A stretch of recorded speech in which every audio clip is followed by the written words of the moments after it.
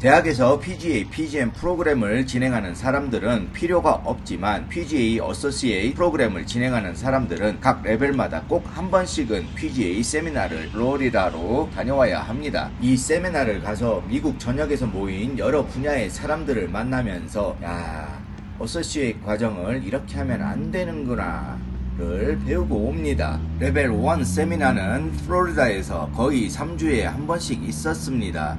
많은 사람들이 겨울에 따뜻한 곳으로 가고 싶어해 겨울타임은 신청하기가 너무나도 힘이 듭니다. 그런 플로리다를 저는 7월 초에 다녀왔습니다. 조금 기다려서 겨울로 신청을 할까 하고 생각도 했지만 그저 빨리 레벨 테스트를 보고 싶은 마음이었습니다. 어떻게 해서든지 다른 길로 가고 싶었습니다. 헤드프로에게 이 골프 코스에서 일을 하고 있다는 세미나 신청서에 사인을 받고 이것저것 과정에 관한 것을 찾아보기도 했지만 웹사이트에 있는 내용을 번역해 놓았을 뿐 경험담은 거의 찾아볼 수가 없었습니다. 2,000불 세미나 참가비를 내고 날짜를 잡아놓고 궁금한 것이 있어 세미나에 꼭 입어야 하는 비즈니스 정장에 대해 지방령 중 한 명에게 물어봤습니다.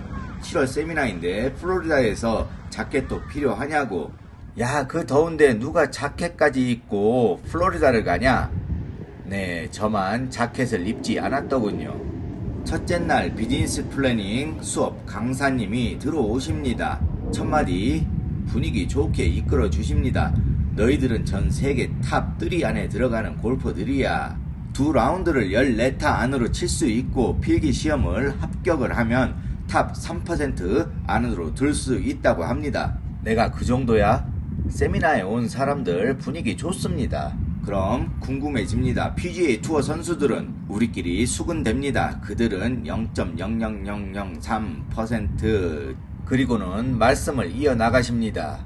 지금 이 90명의 사람들 중 레벨 2에서 못 보는 사람들이 80% 이상이 될 거라고 말씀을 하십니다. 사람들이 두리번거립니다. 서로 자신은 아니라는 듯.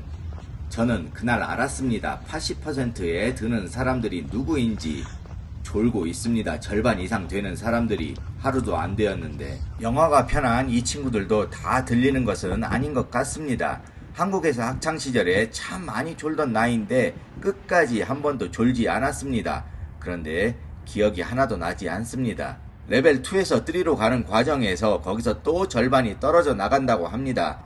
PGA 클래스 A 멤버는 선수적인 기술을 배우는 곳이 아닌 골프 산업 전반에 걸친 골프 비즈니스 스쿨이라는 것을 거기에서 알게 됩니다.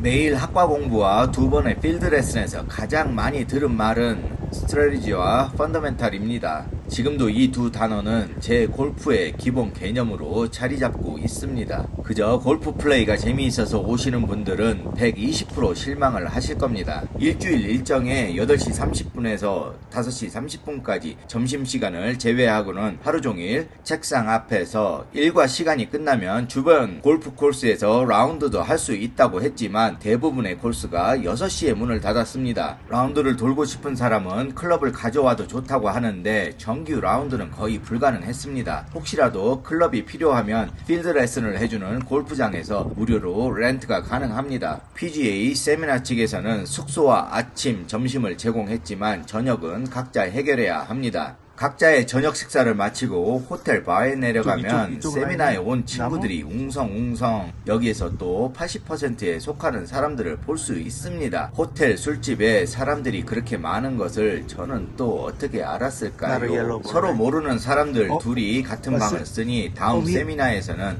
500불을 더 주고 혼자 방을 쓰는 경우도 많다고 합니다. 2018년에 다녀왔으니 지금 많이 바뀌었을 수도 있습니다. 참으로 다양한 사람들이 옵니다. 나이는 20대 초반부터 60대 중반까지. 저희 세미나 때는 95%의 남자분들, 5%의 여자분들이 참석을 했습니다.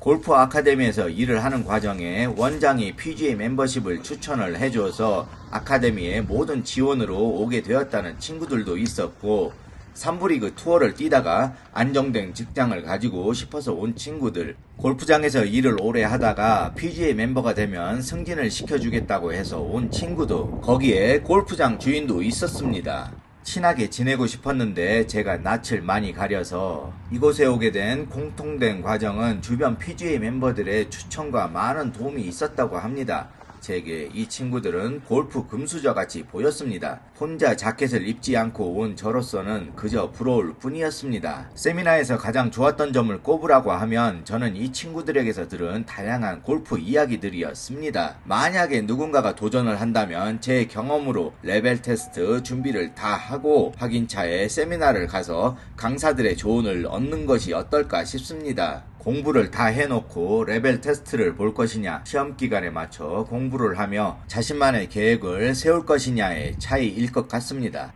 세미나를 다녀와서 저는 나름대로 결론을 내려야 했습니다. 제 커리어에 전혀 도움이 되지 않는 이 골프장에서 일꾼으로 남을 것이냐, 여기저기 발품을 팔고 다녔습니다. 다른 곳들도 별반 다르지 않았습니다. 이 세미나 이후로 얼마 가지 않아 PGA 견습생을 그만두게 되었습니다. 아니, 한동안 골프를 그만두었습니다.